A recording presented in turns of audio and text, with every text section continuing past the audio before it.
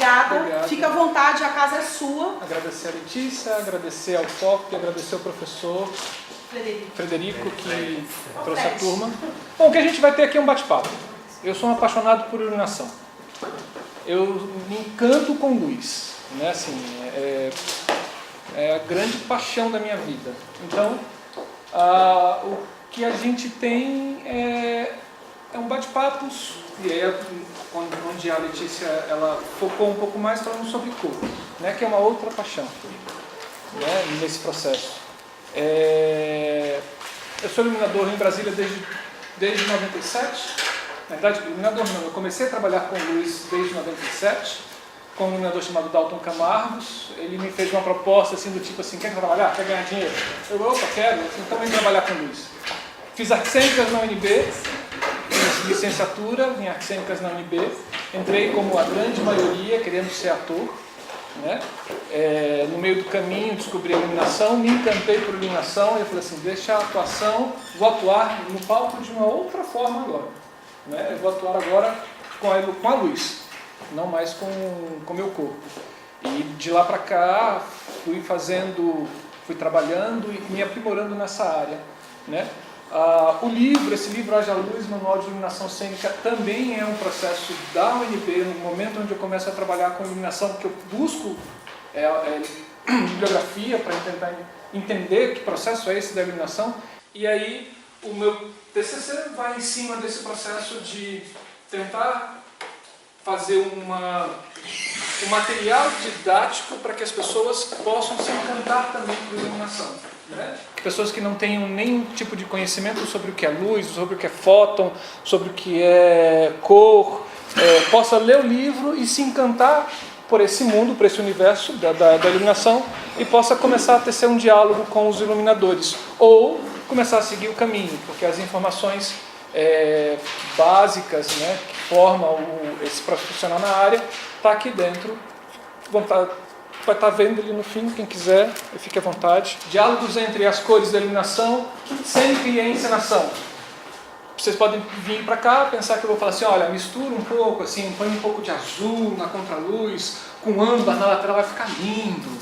Né? Assim, poxa, se você botar o amarelo e o azul, que são cores complementares, vai ficar charmoso.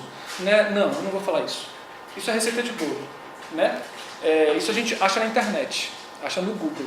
O que a gente vai fazer aqui é uma construção para saber como é que esse diálogo se dá dentro do cerne da questão. Né?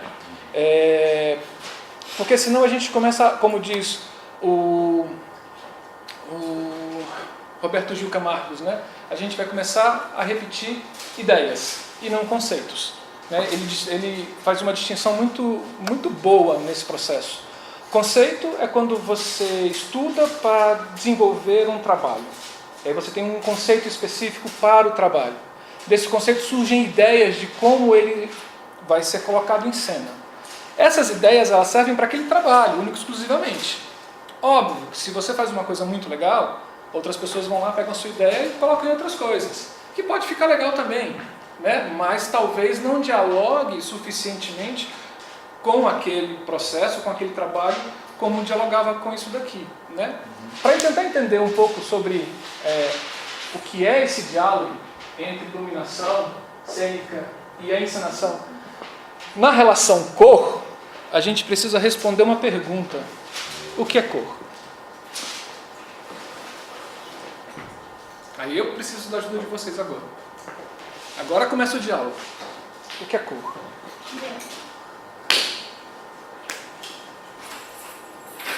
Mas depois a gente para pensar, depois a gente para ter respostas. Eu estou aqui viajando. Então põe a sua viagem para fora, a gente tem 1h30, é muito rápido. É uma frequência. Cor é uma frequência de quê? Eu ligo o rádio numa frequência 100,1 e vai sair cor de dentro dele? Eu já ouvi, eu lembro um professor de física falando que o som e a luz eram a mesma coisa, só que a luz era um som em uma frequência tão maior que, ao invés de ser percebido pela nossa capacidade auditiva, a gente percebe pela captação de luz, né? Pela possibilidade de identificar a luz com os olhos. Olhos. Ele sentiu também assim, uma resposta ótica. Né? porque a gente mesmo, né, na nossa estrutura, a gente não tem essa capacidade de, vamos colocar assim, de produzir. Então a gente está vendo porque é uma questão cerebral e tal. É por aí.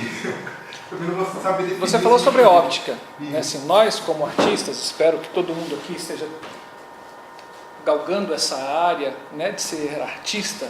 A gente tem que entender o mundo como um todo. A gente não pode ficar numa caixinha e achar que o mundo é a nossa caixinha.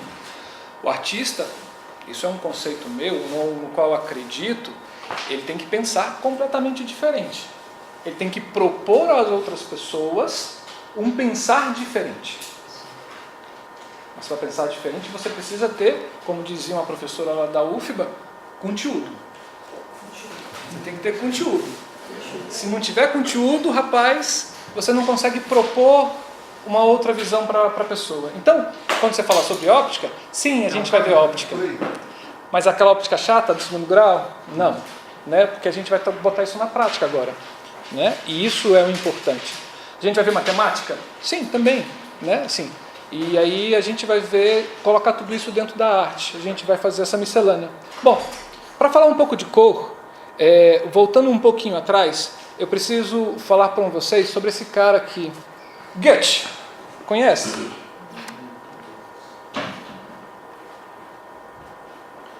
Goethe foi um filósofo, óbvio, né? Assim, e um grande amante também das cores. E eu gosto muito dele, na relação que ele tem com as cores. E ele fala o seguinte, que a cor está condicionada a dois elementos. Antes da gente entender efetivamente o que é cor, a gente precisa entender esses dois elementos. Né? Quais são eles? Um já foi falado aqui.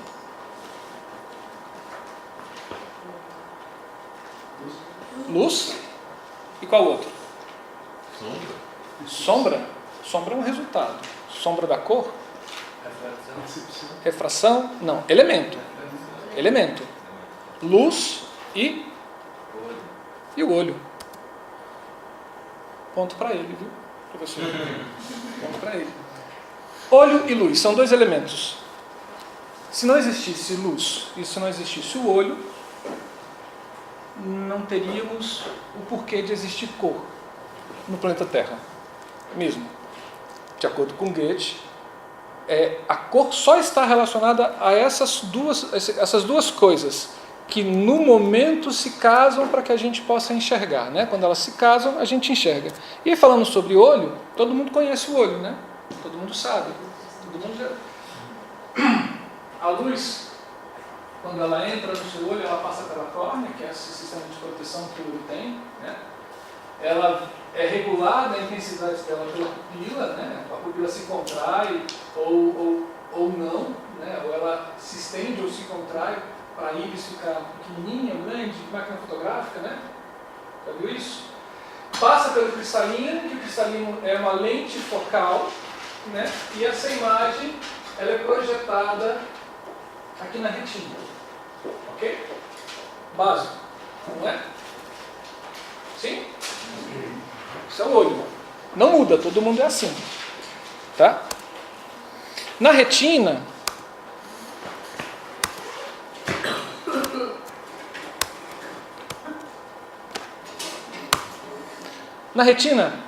a gente vai ter algumas células receptoras, né, chamadas cones e bastonetes.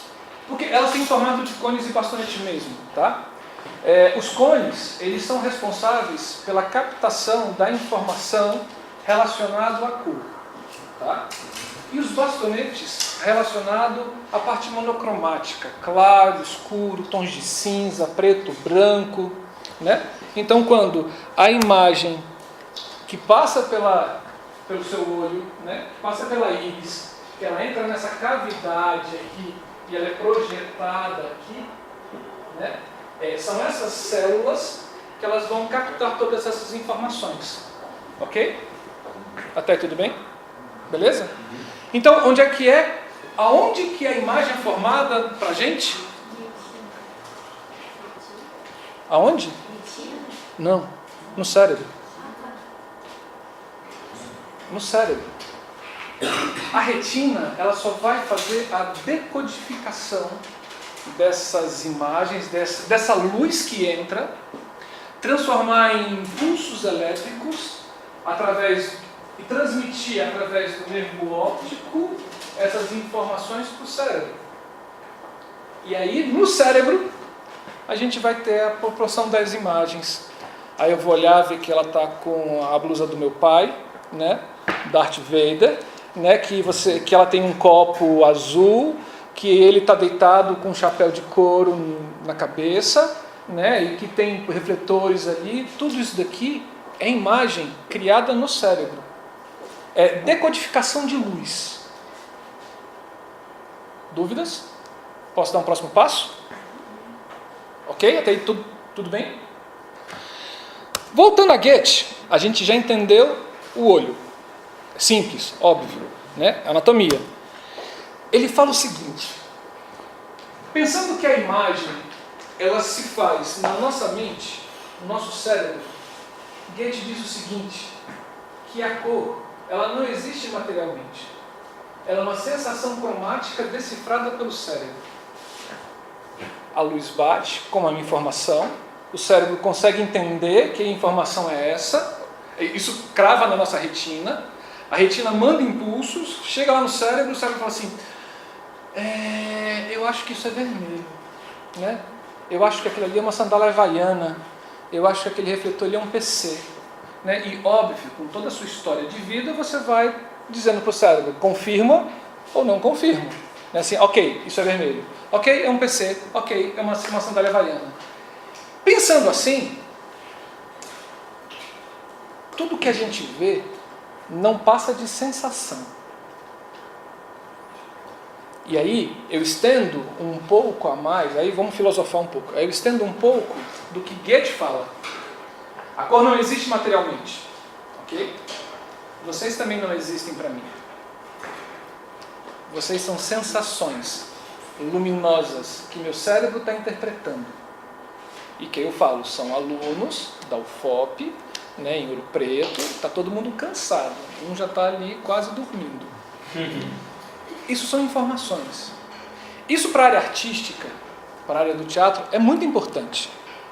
Porque você tem que começar a trabalhar com essas sensações que o público vai ter do seu espetáculo. Porque o que ele está vendo nada mais é do que uma sensação visual, auditiva. Alguns até, né, com cheiro, com olfato, né, e alguns com tato. Né? Mas no teatro tradicional, aquele que você senta e assiste, são informações visuais e auditivas que vão causar sensações para esse espectador sobre o que você quer passar. Agora, que sensações são essas? Esse é o cerne da questão. Silêncio? Muito? Por quê? Estão conseguindo entender? Posso dar um próximo passo? Porque eu estou correndo porque a gente só tem 1h30. Isso eu falaria aqui em 4 horas, 5 horas, 2 dias, e seria muito legal. Em cima desse conceito de que tudo que a gente vê não passa de sensações, tá? Eu trago para mim esse conceito sobre iluminação, sobre luz. Que aí a gente vai para um outro elemento para a gente entender a cor. Tá? Luz, para mim, é uma radiação eletromagnética capaz de estimular a retina, isso a gente viu, né? E produzir sensações visuais lá no cérebro, isso a gente viu também. Ok? Então, a parte de estimular a retina e produzir sensações visuais, tá ok. E o que é radiação eletromagnética? Aí entra o que você falou. O que é uma reação eletromagnética?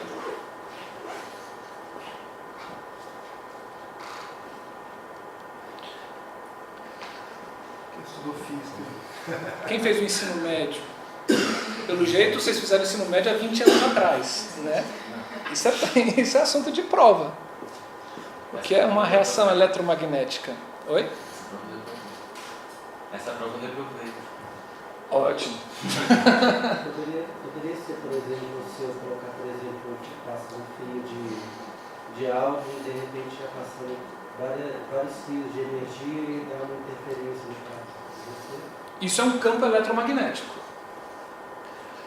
Radiação eletromagnética, no caso da luz, a luz ela é produzida por trocas de elétrons. Tá? Nessa troca de elétrons, um elétron fala assim, opa, eu vou produzir um fóton. Né? Um manda uma carga para o outro vira para ela assim, opa, essa carga é minha. A natureza fala assim, não senhor, você não pode ficar com essa carga não. Manda essa carga embora, porque você não pode ter uma carga maior, senão você vai ser outra coisa. E a natureza, ela tende ao equilíbrio. Tá? Isso é fato.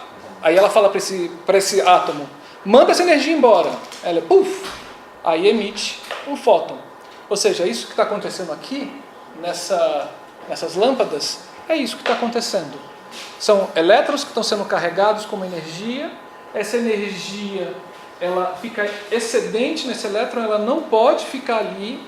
E na hora que ela volta para ser a formação normal desse elétron, que é, todo mundo viu química também, que é aquela coisa de você ter, um átomo de carbono, ele tem uma quantidade específica de carga elétrica, uma quantidade específica de prótons, uma quantidade específica de nêutrons, não é?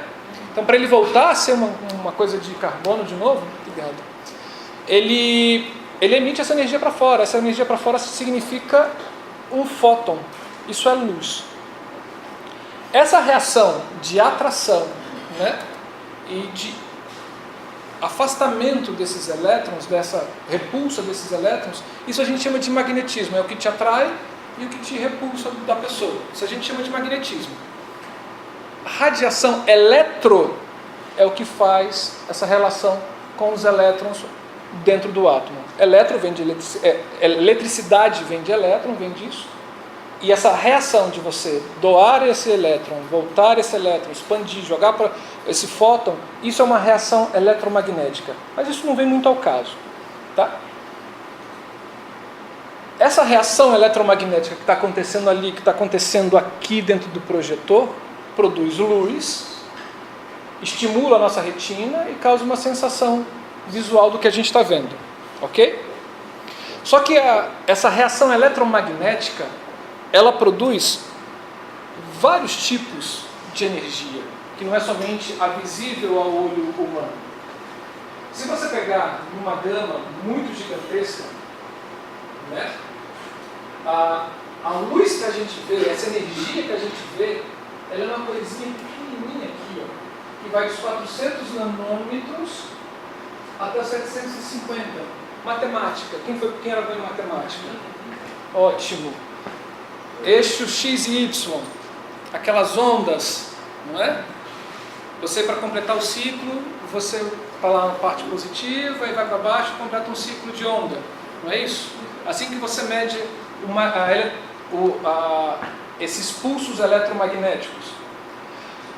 Quando essa onda ela é muito rápida, ela se forma na milionésima parte do metro.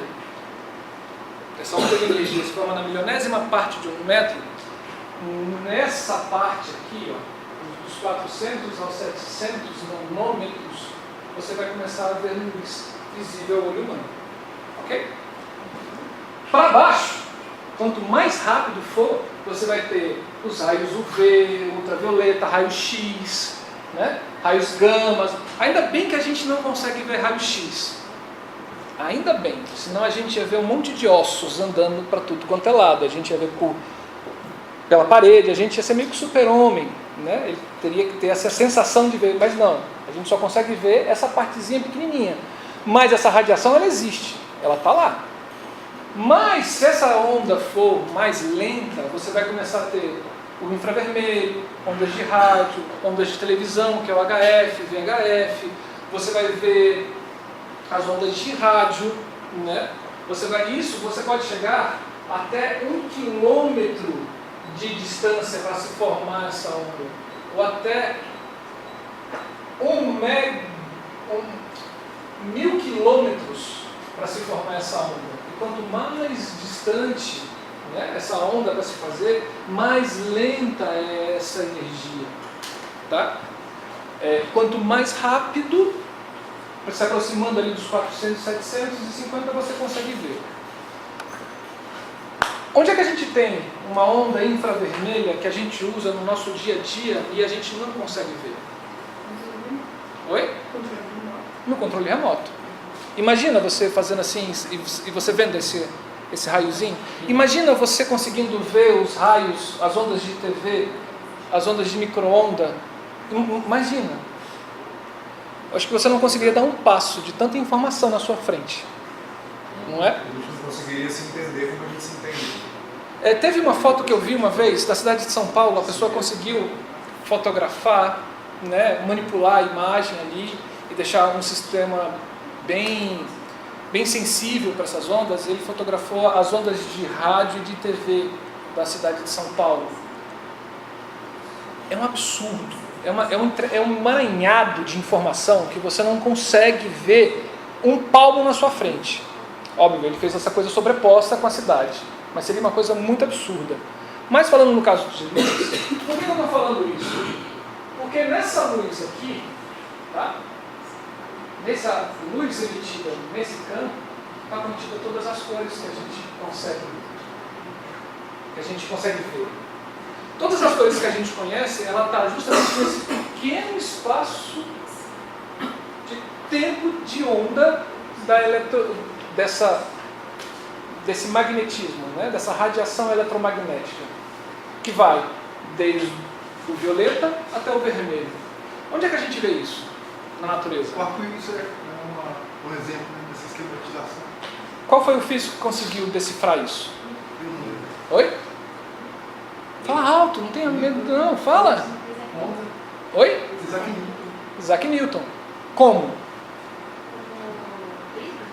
Isso. Pink Floyd, quem gosta? Camisa do Pink Floyd, que é aquele triângulo. Vem uma luz e sai um arco-íris. Não é? Aquilo ali não é uma coisa LGBT. Aquele negócio ali é física. Prisma de Newton. O que Newton fez? Ele pegou a luz branca, que seria a luz solar, e aí eu estou falando de luz solar, tá? Ele botou um prisma e ele conseguiu pegar essas ondas que estão todas embaranhadas e organizá-las. E aí você consegue ver todas as cores que existem nessa luz solar, que é todas as cores que a gente vê. Ok? Isso é um prisma. E a gente vê esse prisma na chuva, porque a água é um prisma natural. E aí quando você vê o arco-íris, nada mais é do que a luz do sol nas gotículas de água na atmosfera pós-chuva, porque vai estar úmido, né? E você vendo o arco-íris, e causa aquela belezura. E no caso de quando o sol ele em diferentes partes do dia, ele apresenta uma variação de cor diferente. Aí a gente vai falar, eu não coloquei aqui, né? Mas a gente vai falar sobre temperatura de cor. Porque tipo, a gente acaba vendo as mesmas cores de tipo do meio-dia num final de tarde, por exemplo. E na realidade, isso tudo é branco. Se der tempo, eu volto nesse assunto, pode ser? Tá? Tudo é branco, mas com temperaturas diferentes. Por causa dessa lâmpada, por causa da invasão dos LEDs, você começa a falar assim: ah, a luz amarela, a luz branca, a luz azul. Não, é tudo branco, só que com temperaturas de cores diferentes. O azul, ele é o mais... Oi? O azul é o mais quente. O azul é o mais quente. O vermelho é o mais frio. Você já leu, né? Azul, a cor mais quente. A gente descobre assim. Bom, mas para entender isso daqui, isso eu estou colocando alguns conceitos para depois a gente passar para uma prática, que é onde vocês vão entender realmente o que isso está acontecendo. Por que disso? Por que disso daqui? Porque sem a luz do sol, a gente não conseguiria ver as cores. A luz do sol contém 100% de reprodução das cores que a gente vê.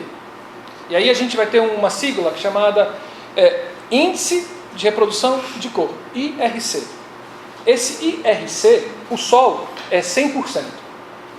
Essa lâmpada aqui não, mas acho que aquela ali, ela deve ter um índice de reprodução de cor mais ou menos de 70%. E ela não é branca, ela é verde.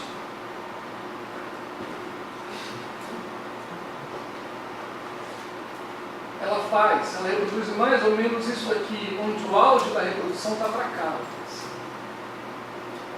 Você não tem nem essa parte violeta e nem essa parte vermelha. Aquela coisa que a gente chama de LED, que é horrível, é horroroso, isso vai fazer um mal para a humanidade muito grande, porque o LED ele foi feito para a indústria, não foi feito para a gente, para o olho humano, ele foi feito para a indústria. O LED, ele reproduz, o LED, aquele LED vermelho, ele reproduz 1% de cor. O vermelho ele vai reproduzir só isso aqui. O amarelo vai reproduzir só isso aqui. O verde, só isso. O azul, só isso aqui. E o branco? O branco, que não é branco, porque é uma coisa meio azulada, não é? É a junção das três cores. Três cores, é. Quais são? É a vermelha, a azul e a... E o preto E a amarela. e a amarela. Não, peraí. É azul, vermelho e... Verde. Vermelho, verde e amarelo. Vermelho, verde e amarelo. Então... RGB. Quem diz isso? Israel Pedrosa é um brasileiro. Ele revoluciona um pouco a questão das cores, porque o mundo divide as cores em duas, né? Cor pigmento e cor luz. Acabou. Israel Pedrosa, ali na década de 70, ele escreve um livro chamado Da Cor à Cor Inexistente. Ele é um pesquisador, ele é um artista plástico, tá? E tenho esse livro na cabeceira de vocês, chamado Da Cor à Cor Inexistente, editora Senac, a mesma editora do livro, que está circulando. Ele coloca mais uma categoria, né? Ele divide a cor pigmento em duas, em cor pigmento opaca ou cor química e cor pigmento transparente, que seria as cores das impressoras, né? Semic, né? Ciano, magenta, né? Essas coisas.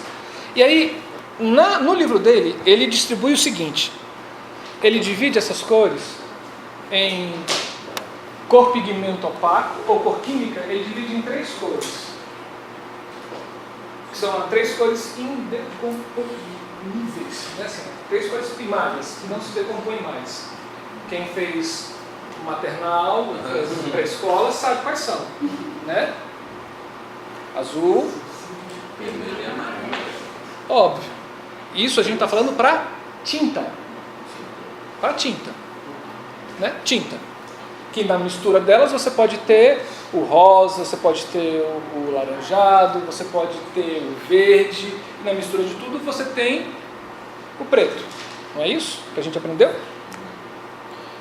E ele coloca uma outra cor. Pigmento. Chamado cor pigmento transparente. Que é o ciano, o magenta e o amarelo. Que é onde a gente vai trabalhar com que é um material fundamental para a gente, que são os filtros de luz, né? Que são as gelatinas, todo mundo conhece isso, né? Sim? Tá?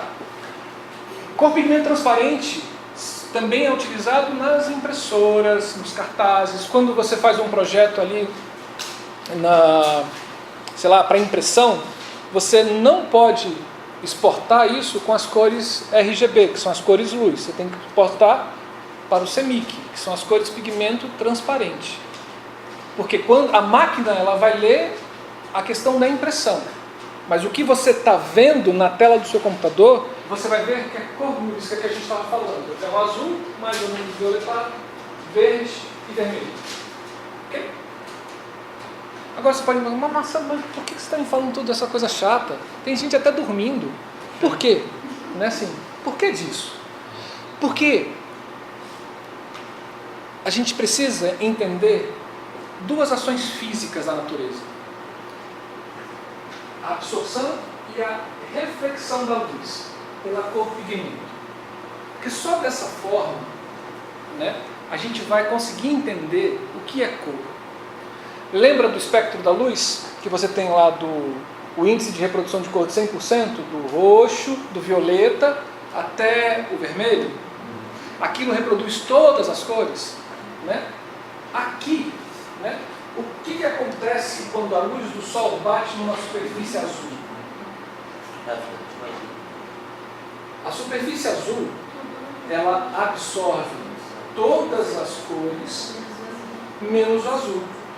Então eu posso afirmar para vocês que o azul é todas as cores, menos azul.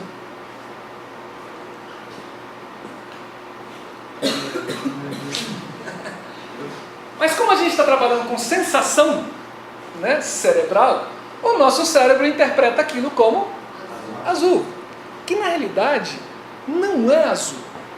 É uma característica química de absorção de luz e de refração de luz.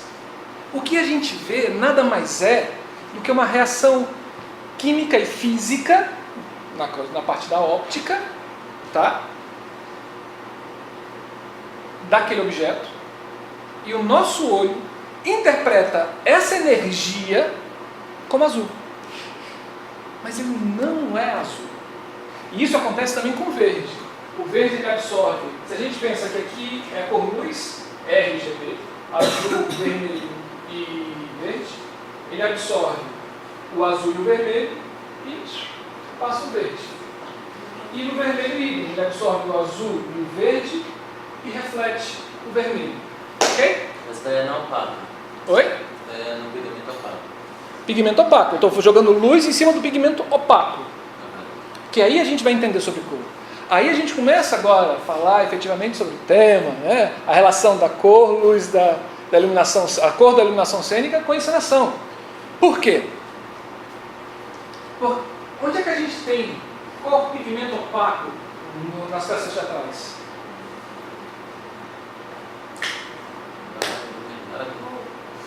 Nas roupas, no cenário, no corpo, na cenografia, na maquiagem, tudo é composto de cor. E eu, enquanto iluminador, eu preciso entender isso daqui. Por quê? Se eu falo que essa superfície aqui é uma superfície azul porque ela tem a capacidade de reproduzir, de refletir as ondas eletromagnéticas naquele campo de ondas ali do azul, e se eu não tiver o azul? E se eu não tiver o vermelho? E se eu não tiver o verde? O que vai acontecer com essa cor pigmento? Aí a gente começa a entender Goethe, que ele fala que a cor ela não existe materialmente. Ela é uma sensação. E ela depende da luz e do olho para interpretar essa relação. Eu falei para vocês que essa lâmpada aqui, que é verde, ela não é branca, é verde, ela tem 70% do índice de reprodução de cor. Tá? 70%. E isso são reações químicas que acontecem ali para a gente ver aquele tipo de coisa. Se eu chego com uma cor bem específica aqui dentro, é óbvio que eu vou ter uma defasagem, tá, da luz solar. Vocês são muito novos, aí vai uma dica para vocês. Quando vocês forem construir a mansão de vocês, porque vocês com teatro vocês vão ganhar muito dinheiro, né, vocês vão ser igual o Tudela, né, vocês só vão trabalhar, né, com 3 mil euros de cachê, não é? Nossa, tudo de bom. Tudela é um professor da UFBA, da Universidade Federal da Bahia, ele fala, só trabalho, né, não trabalho por menos de 3 mil euros. Né, assim, ou então se vocês forem políticos, né, assim, e tiverem as suas malas de dinheiro, né, quando vocês forem comprar qualquer coisa nessas casas que vendem material de construção, principalmente piso e revestimento, pegue seu piso e seu revestimento e vá até o sol. Vocês vão ver que ele vai se apresentar diferente dessa luz. Isso, como diz Nelson Rodrigues, é batata. Vários vendedores, você pode chegar em qualquer loja dessa, assim, alguém já chegou aqui, já reclamou para você que, olha, eu comprei aqui, era uma cor, vocês entregaram outra. Não, minha senhora, a gente entregou aquela mesma. Não, não era não. Eu comprei uma coisa aqui, quando chegou lá estava rosado. Era branco. Não, minha senhora, está aqui. Aí a mulher olha e fala assim, mas aqui está branco. Mas na casa dela, que não tem essas luzes, tinha, né, luz incandescente, e também é isso, fizeram o favor de acabar com as luzes incandescentes, né? A relação da luz incandescente é de 98% de índice de reprodução de cor.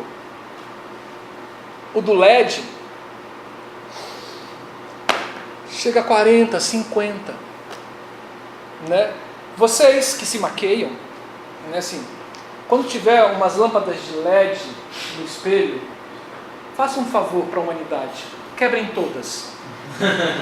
Ou se tiver uma lâmpada fluorescente, façam um favor, né, quebrem todas e exijam lâmpadas incandescentes, porque senão vocês vão maquiar com umas cores e com umas tonalidades, e quando vocês chegarem ou na festa, ou no dia a dia, ou no palco, a coisa vai estar completamente diferente. Porque a lâmpada incandescente tem 98% de índice de reprodução de cor. O LED não tem. A lâmpada fluorescente, idem. Isso modifica a nossa percepção sobre cor. Ok? A incandescente tem quanto? 98. O sol é 100. Né? Lá em Florianópolis, eu cheguei para um representante de uma empresa que detém os direitos aí de uma empresa inglesa de refletores. Eles estão fazendo, hoje de tudo, LED é o futuro, infelizmente. Né? Mas aí eu falei para ele assim, e o índice de reprodução desse negócio? Acima de 90. Não, acima de 90 é assim, né? Assim, é uma coisa ampla. Não, a gente já conseguiu chegar acima de 90. Olha só a diferença daquela luz para essa luz. Perdão, aí vocês vão me falar, aquela luz ali é amarelada. Não, aquela luz é branca, a outra é verde. Aí você vai me falar assim, não, Marcelo, você está louco. Você, não estou louco. O problema é que vocês são dopados com essa luz fluorescente a maior parte do dia em lugares fechados. Aí o teu cérebro, que também tende a se acomodar, ele vai lendo aquilo como branco. E aquilo não é branco. Imagina se você estivesse vendo verde. A coisa seria na cabeça de vocês. E não é. É branco. É branco. Ok? Já nas gelatinas, quando a gente coloca a gelatina, ela não absorve e ela também não reflete. Ela bloqueia. Como diz os cubanos, bloqueio. Eu vou desligar, porque a gente vai precisar agora de azul, de escuro absoluto. Vem pra cá, vem pra frente da luz. Qual é a cor da luz aqui? Mas o azul não bloqueia o vermelho? Qual a cor disso daqui? Era roxo. Amarelo. Mas violeta. Agora eu não sei. Mas era Agora eu não sei. Cadê? Quem tem mais coisas coloridas? Vocês todos vieram de preto e branco, gente. Eu vim de roxo. Que cor é isso daqui? Azul. Tipo roxo. Tá verde. Tá roxo. Tá verde. É verde. Tá verde. Vem cá. Eu tô vendo azul. Tô de prata, sabe? Que cor é a sua blusa? Rosa. É rosa. É rosa? É. Absoluto? Tem certeza? Muda pra mim pro vermelho, por favor. E agora? Agora eu tô Deve ser verde. assim. E esse Tá qual? preto. Preto. Sempre teve uma. Agora vocês conseguem concordar com o Gates? Aham. Você consegue ver a cor disso aqui? Tá roxo. Tá marrom. Tá mais roxo. Tá bem escuro. É um marrom escuro, preto. A pessoa que pintou minha blusa Sei. passou assim horas tentando achar a cor certa, porque ela é artesanal, com PNBH. Não é assim, botando as cores certas e não sei das quantas, e aí vem o iluminador com uma luz vermelha, né? Acabou, né? Acabou o negócio. Né? Põe a outra pra mim, por favor. Verde. A verde. Qual a cor das bolinhas? Branco. Brancas? Brancas. Mas não era pra ser verde? Porque a luz não tá verde? Mas é branco. Alguém lembra que cor era essa daqui? Era amarelo. Eu acho que A blusa da Gabi, que era roxo, preta. agora tá marrom. Tá marrom. É marrom. O dele também. Que era Vai preto. Qual a cor dele? Tá marrom. Retíssimo. Você tem certeza que essa cor é marrom? Você saiu de casa com qual cor? Tem certeza disso? Se a gente não tomar cuidado, se a gente não pesquisar, se a gente não compreender o mundo como ele é, a gente pode causar isso daqui, ó. A pessoa faz um figurino lindo, vermelho, não sei das quantas, pagam lá 10 mil euros lá para a pessoa, vir lá de, sei lá, lá da Espanha para fazer aquele figurino para Carmen, vermelho, não sei das quantas. Aí paga assim 10 conto para um amigo fazer a luz. E o cara fala assim, eles estão numa floresta, vou botar verde, porque vai ser lindo. Aí o figurino da Carmen. Ela tá de luz. Acende os 3, por favor. Qual cor era que ficou? Azul. Agora tá azul turquesa. Se você botar o flash, aí você vai estragar sua foto. Você fica assado. Por que agora a gente se aproxima da cor original dos objetos? Que era vermelho, era rosa, agora aqui minha blusa está bonitinho de novo, igual voltou a ser azul. Por que a gente consegue agora ver isso? Não faço isso. Porque tem todas o quê? Fala mais alto aqui todo mundo. Tem todas as frequências juntas agora. Entenderam? Não. Sim. Projeta a voz, vai. Porque tem todas as frequências juntas agora. Entenderam? Sim. Porque ali a gente tem as 3 cores básicas de luz. R, G, V.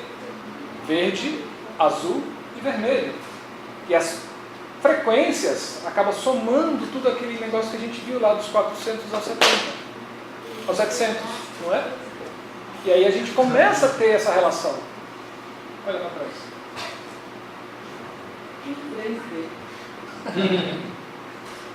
Entenderam isso? Massa? Se eu conseguir fazer com que vocês saiam daqui odiando o LED, eu ficaria muito feliz. Porque o LED ele vai fazer isso com vocês, gente. Ainda bem. O que fazer com todas essas informações sobre cor na nossa cabeça? Pirar. Isso seria ótimo. Eu piro sempre. Porque agora eu sei como é que ela age fisicamente, para eu atingir a cor, e eu preciso saber como ela age conceitualmente nas sensações visuais das pessoas. Né? Como o mundo hoje é um mundo preguiçoso, né? As pessoas elas têm quilômetros e mais quilômetros de conhecimento com 1 centímetro de profundidade, né? A gente tem um emburrecedor, né, que acaba com as nossas relações, né, com o mundo, porque nosso mundo aqui fica aqui, a gente vai se emburrecendo. Diga. Nesse negócio as sensações que as cores provocam na gente. É isso que eu vou entrar agora. Será que essas reações são realmente intuitivas humanas ou elas foram criadas ao longo do tempo? Essa é a informação. A gente tem um livro chamado A Psicologia da Cor, da Eva Heltz, é uma alemã, né? Ela estudou psicologia e sociologia. E ela já é falecida, né? Assim, e o livro dela tomou a conta do mundo. Porque o livro dela traz mais ou menos algumas coisas, algumas receitas de bolo, tá? Coisa que o Feng Shui já falava, ó. O Feng Shui. Feng Shui é a relação que os chineses têm, o pessoal oriental, né, tem com a harmonização de ambientes, cores, etc. Né? E a gente não, ao invés de a gente estudar o Oriente, né, a gente fica tentando redescobrir o mundo. E eles já estão com isso já há milênios. E aí o que acontece? As pessoas começaram a ler esse livro, e o livro é bom, tá? Assim, não estou falando que o livro é ruim não, tá? O livro é muito bom. É importante a gente que vai trabalhar nessa área ler também, tá? Mas ele põe as coisas meio que dentro de caixinhas. Por exemplo, fala que o azul ligado à harmonia, à simpatia, à felicidade, à divindade, à paz, né? Frio e distante, o vermelho, a cor de todas as paixões, do amor ao ódio, da felicidade, do perigo. Ele vai classificando essas cores nesse processo. Óbvio, ela fez isso, ela começa a colocar esses conceitos, essas sensações, as cores, fazendo pesquisa com algumas pessoas, né? Porque, como diferente do Brasil, lá na Alemanha, né, as pesquisas acadêmicas elas têm dinheiro, elas vão para frente, né? Aqui a gente não tem dinheiro, quando tem é cortado e elas não vão para frente. Então ela começa a identificar, juntamente com aquele grupo de pessoas pesquisadas, que algumas cores elas batiam para a grande maioria, né? Mas eu vou tentar uma aqui assim: dourado, sorte, luxo, dinheiro, muito mais que uma cor. Você quer entender o que é isso? Muito mais que uma cor. Né? Aí eu pergunto, onde? Em qual cultura? Vocês já ouviram falar daqueles hippies que ficam ali no Tibete? Os monges tibetanos? Que cor eles usam?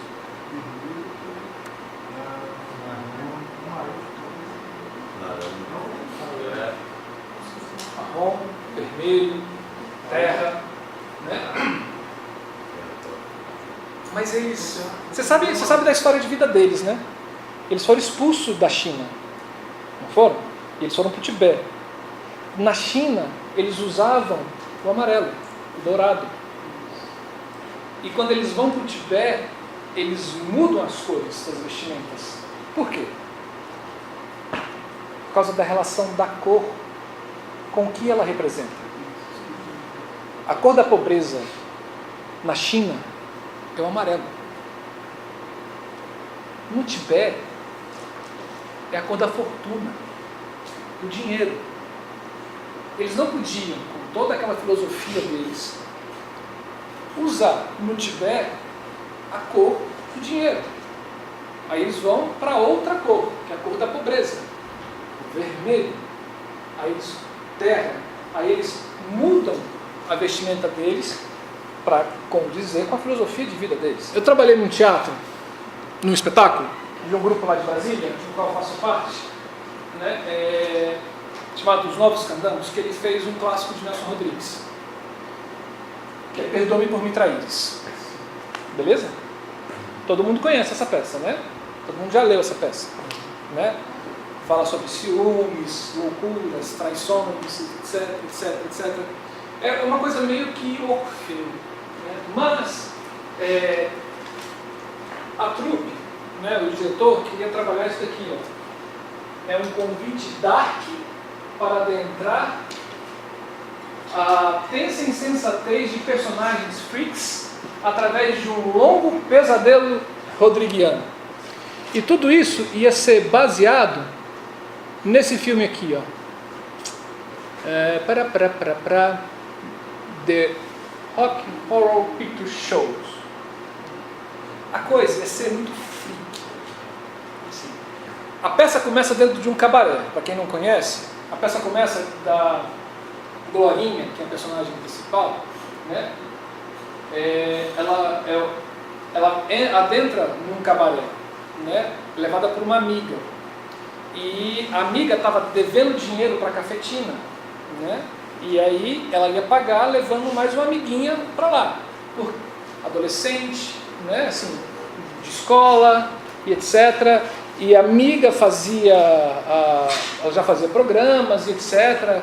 E a Glorinha estava lá, e foi porque tinha uma relação muito complicada com o tio, ela foi lá meio que doida, né? Foi seguindo a amiga e quando viu ela estava lá para fazer programas também. A peça começa dentro desse cabaré. Se a gente está falando sobre freak, se a gente está falando sobre The Rock Horror Picture Shows, né, que é um filme muito louco, para quem não assistiu, vale a pena assistir, né? Você começa a fazer algumas relações. Então, eu não posso jogar, se ele está querendo uma coisa meio psicodélica, meio freak, eu não posso jogar com os conceitos sociais ali comuns. Eu tenho que achar as brechas para adentrar nesse processo, para que as pessoas não percam a questão do cabaré, tá? Não percam a questão do cabaré, e que possam ter as sensações de nojo, de desgaste, né? Assim, as coisas assim que o texto traz, né? Enquanto conceito. Aí você conversa com o figurinista, você conversa com os atores, você vai fazendo toda a parte da relação entre as pessoas. E aí, deixa eu trazer para cá. Deixa eu ver, aqui não, preciso trazer você. Ah, tá aqui já. Eu precisava disso. Ele vai trazer? Ah, olha só. Isso. Vamos ver se ele vai ter. Mas antes disso, eu preciso mostrar isso daqui.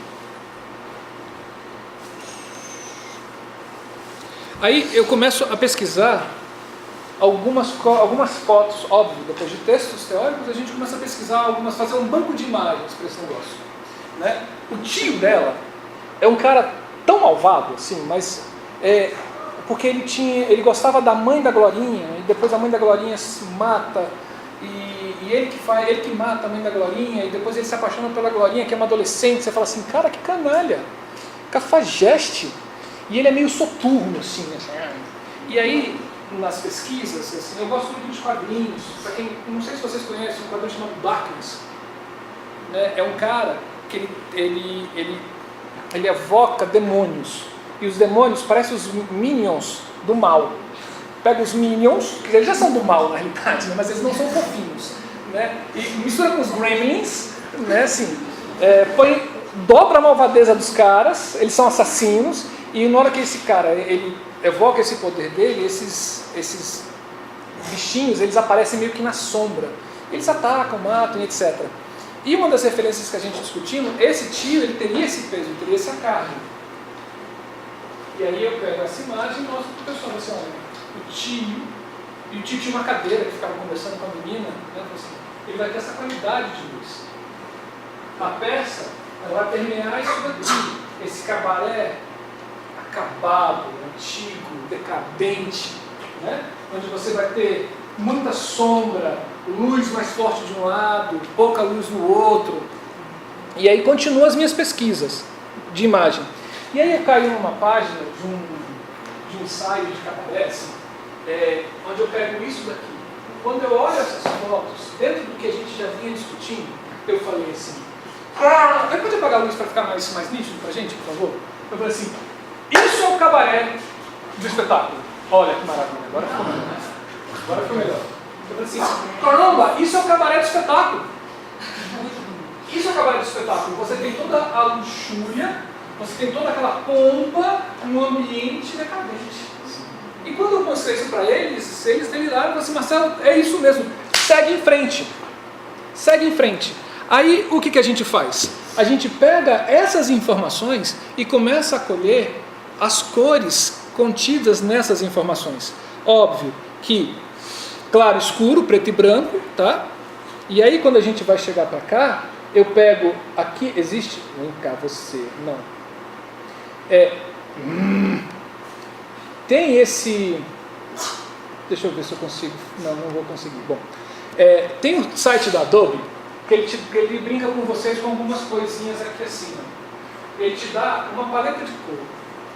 Você joga para ele umas coisas, você joga umas cores e ele te dá a paleta de cor nesse sentido aqui, ó, né? No sentido análogo, né? Onde você vai ter uma sequência de cores, começando do âmbar e seguindo, oh meus deuses, e seguindo até o roxo, tá? Ou você pode brincar com ele, assim, me dá cores complementares. Aí ele vai brincar com as cores complementares, aí você fala assim, eu quero a tríade. Aí ele vai pegar o que está equidistante nessa relação triangular, tá? E você vai começando a trabalhar e vendo assim, cara, eu quero trabalhar com azul, né? Mas qual seria a tríade desse azul? Vermelho e amarelo. Mas eu quero uma cor complementar. E aí você começa a entender fisicamente como é que isso se dá. Mas tem uma coisa que é muito legal. Você pode pegar nele, aqui na parte de baixo, e falar assim, criar essa partitura, essa paleta, a partir de uma imagem. Ele precisa da internet. Eu não sei se ele vai me dar aqui agora. E a internet não está funcionando.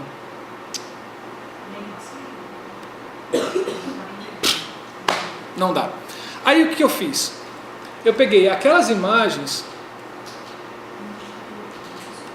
Você baixa só esse ponto, Não, ele é free. É na internet. Na internet. Você pode baixar nele. Se você pagar alguma coisa, você pode criar um campo, um banco de imagens suas. Né? Se você tiver lá um domínio deles lá, pagar uns trocados por mês, você vai ter um domínio. Se não, você chega lá, pega, faz um print screen da tela e trabalha, numa boa.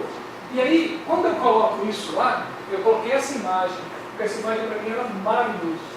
Você tinha vermelho, dourado, Por que dourada? É branca. Mas na relação fria do espaço, essa luz branca, que é uma luz branca ali por volta de 3.800 kelvins, ela vai te dar uma coisa mais dourada. Né? Você tem o verde, você tem o azul, né? E você vai começando a pegar esses efeitos assim, de ter uma luz num canto refletindo alguma coisa, um foco de luz solto no espaço, manchas vermelhas dentro da encenação. Né? Isso aqui me chamou muita atenção, porque também na peça tem uma clínica de aborto. E a clínica de aborto entra um médico com uma corcunda e com uma serra tico-tico. Uma serra. Vamos embora, não é uma serra tico-tico, uma serra de cortar. Não é serra elétrica, é aquela serra circular, né, de cortar madeira. E ele fala, vamos embora, quem é a próxima? Uma serra circular aqui assim. Né? E essa encenação do aborto da menina, da Ruth, cara, é uma coisa assim que espirra sangue para tudo quanto é lado. Né? Ele é ketchup. Aquele mais vagabundo que tem, e eles vão espremendo ketchup na pessoa, né, e vai inundando aquele cheiro azedo de ketchup, ruim, né? Não é aquele Heinz, não, aquele ketchup trash, que dói no cérebro. Né? E aí quando eu vi isso, eu falei assim, cara, por que eu não usar isso daqui e isso daqui no momento da clínica de aborto também? E as ideias foram comparas. O cenário era uma semi-arena, e você tinha plásticos atrás, com um monte de coisinhas penduradas. Você tinha uma mesa com várias bonequinhas, né? Bonecas assim, era cabeça de boneca, braço de boneca, como se fosse uma clínica de aborto. Você tinha, num potezinho assim, várias cabecinhas de boneco. Você tinha uma boneca enforcada. Então assim, era uma coisa meio freak mesmo. Nesse processo, quando a gente joga isso para a cena, né? Você tem isso daqui, ó. Não remete um pouco àquela foto? Não traz um pouco a sensação daquilo meio acabado? Né? E aí a gente vai trazendo outras coisas. As sombras. Né? Isso aqui, esses plásticos ficam pendurados. Né?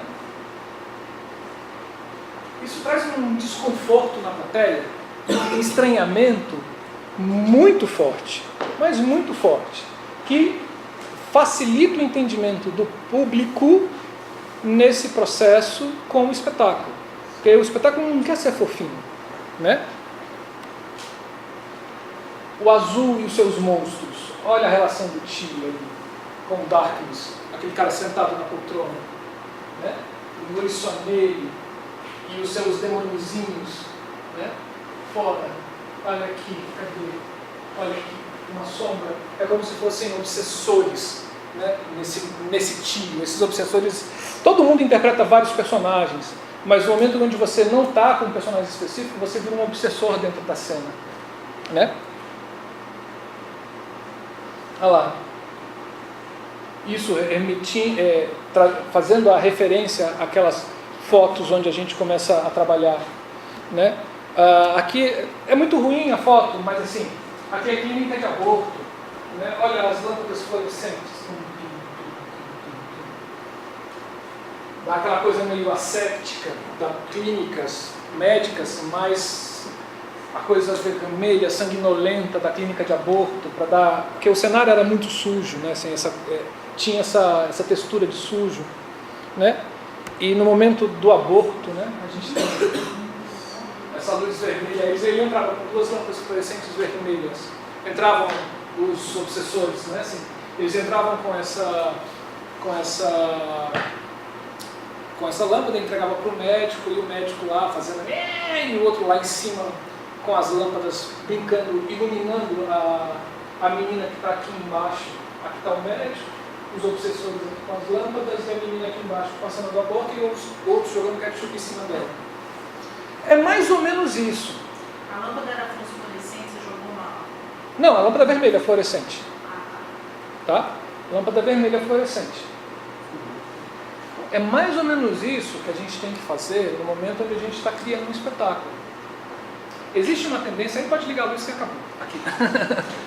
Existe uma tendência, né, hoje em dia, que é você colocar um monte de assim, branco, preto, as coisas sóbrias. É errado? Não, não é errado. É só uma forma de contar uma história, diferente. Eu, Marcelo Augusto, prefiro cor. Eu adoro cor. Eu vivo no Brasil, um país tropical. A minha relação com cor é diferente que a Europa tem com as cores, né? A nossa relação, eu vi uma exposição da Frida Kahlo, eu vi os vestidos dela, eu falei assim, amigo, por que a gente não se veste assim? É lindo! É lindo! Né? Assim, mas não, as pessoas gostam daqueles vestidos, né? Aqueles fraquezinhos pretos, não sei do fraque não, como é que é o nome? Você põe aqui assim, um casaquinho, né? Um casaquinho preto, né? Calça jeans, então a gente acaba pegando todo esse tipo de coisa. Deixa eu ver aqui se tem mais alguma coisa.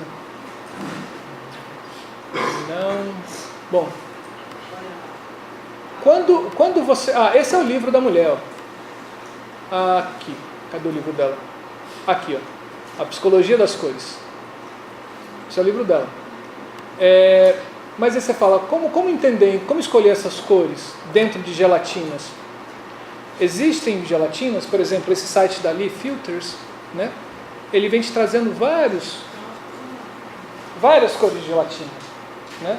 Azul, para nós iluminadores, não é só azul. É uma paleta de cores imensa, né? Que pode chegar ao violeta, indo até o branco, podendo chegar ao verde. E aí, quando você analisa a cor do seu espetáculo, que você conversa com o figurinista, o figurinista fala assim, não, eu quero isso daqui, ó, de cores, essa é a minha paleta de cores. E você bate o martelo com ele e fala assim, massa, então eu também vou trabalhar nessa linha. Você pega aquelas cores que aquele site lá do Adobe tem, e você sai procurando ele aqui. Né? Você, opa, essa cor se aproxima muito mais disso daqui, então eu vou usar isso. E quando isso acontece em cena, é mágico. Porque eu digo para vocês, não sei se vocês sabem, teatro é uma arte de fazer coletiva. Teatro só se faz no coletivo. Só. Não acontece teatro, eu trabalho para cá, você trabalha para lá, eu trabalho para cá, e no final das contas a gente se reúne no palco e vamos ver que bicho vai dar. Conversando com outro iluminador em Brasília, agora recentemente, ele falando de um caso que ele chegou, estava fazendo uma peça, e aí o cara montou um cenário complicado pra caramba, ele montou os refletores, e aí depois no dia seguinte o cenógrafo chegou e deu um berro com ele, assim, porra, James, quer fuder com o meu cenário? James desceu da cabine, olhou pra cara dele e falou assim, aqui não tem meu e não tem seu, o teatro é nosso, o cenário é meu e é seu, a luz é minha e sua, o que está pegando? A gente pode trabalhar em conjunto, meu irmão. Ele, que negócio ali, ó, quer queimar o cenário assim, então vamos subir, pega a escada. Aí ele pegou a escada e vamos começar a se dialogar. Óbvio, não houve um diálogo anterior, tá? Mas eu acredito, não existe a minha luz, não existe o meu cenário, não existe o figurino do ator, é tudo nosso dentro desse processo. E se eu entendo que é meu, o cuidado que eu tenho que ter com o meu trabalho, é o cuidado que eu tenho que ter com o trabalho do ator, é o cuidado que eu tenho que ter com o trabalho do cenógrafo, é o cuidado que eu tenho que ter com o trabalho do maquiador e assim sucessivamente, né? Para que... Cadê aquele copinho? Cadê o copinho? Para que esse copinho ele fique, essa coisa meio BG, né? Blue green, né? Em cena, não fique preto.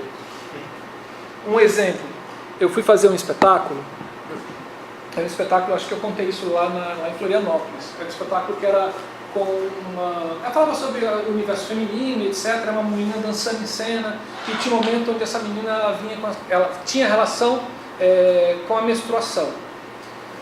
Ela vinha arrastando um tecido vermelho da coxia, dançando do chão, no nível baixo, e atravessando, e esse pano vermelho vinha se desdobrando. Só que era uma música clássica, muito calma, calmíssima. Aí você fala, como eu posso trazer esse momento, né, que é tão importante dentro da cena, né? Como é que eu posso trazer isso calmo sem perder o vermelho? A gente viu que o azul, ele bloqueia as ondas vermelhas, não é? Você bloqueia as ondas vermelhas, como é que o vermelho vai se comportar com a onda vermelha? Sem a onda vermelha? Ia virar uma coisa meio marrom. E ela arrastando isso no meio das pernas, em cena, um pano ao invés de ser vermelho sendo marrom, a interpretação não seria muito legal, né? Eu estaria descaracterizando. Aí você vai atrás de uma gelatina azul que não bloqueia as ondas de luz no comprimento de onda do vermelho. E existe uma, chamada Alice Blue, que é uma iluminadora dos Estados Unidos, que queria esse efeito, ligou para a Rose e falou assim, eu quero isso. A Rose falou, se você é louca, ela falou assim, então pode tratar de botar a minha loucura em prática. E eles fizeram uma gelatina. A coisa ficou tão legal que eles incorporaram isso dentro do catálogo deles. E aí deram o nome dela, Alice Blue. Né? Por isso que isso é importante de você ter essa relação com as outras áreas, né? Muito intrínseco. E saber que você vai usar cor, como é que ela se comporta quimicamente, fisicamente, dentro para você não destruir a peça que também é sua. Né? E aí depois você fala, não, a peça é dele, não tem nada a ver com isso, eu sabia que era ruim. Né? Não, mas você aceitou.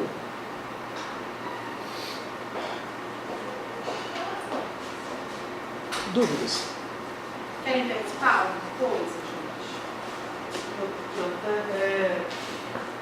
Diga! Eu queria que você explicasse. Quando o pessoal falar que eu vou colocar um corretivo, sendo que, por exemplo, eu coloco um azul e tá.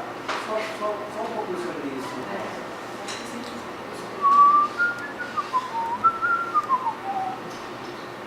Um corretivo. Aí a gente entra numa outra coisa. No livro, que parou aqui, porque a pessoa entrou em coma. Vamos querendo sair calmo.